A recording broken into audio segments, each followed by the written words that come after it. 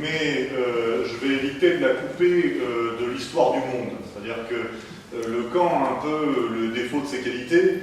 C'est-à-dire que venir ici, vous l'avez vu, c'est quand même arriver dans un endroit qui est un peu isolé du monde, qui est un peu à l'abri. C'était voulu aussi dès le départ. On a construit ça dans un endroit un peu isolé.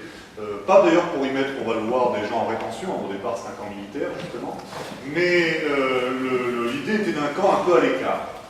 Et lorsqu'on visite cet endroit-là, finalement, on rentre dans un lieu qui est aujourd'hui fermé, grillagé, on rentre dans un bâtiment fini aussi, et puis on observe une histoire qui est tout autant terminée. C'est-à-dire que l'histoire d'une camp d'Exat, elle, en tant que camp de rétention, j'entends, elle a une histoire finie, puisque ça commence en décembre 1940, et ça s'achève pour les derniers ersatz du camp en 2007. Donc on est sur une histoire longue, mais terminée, dans un ensemble géographique fini aussi. Et lorsqu'on visite cet endroit, finalement, un des réflexes premiers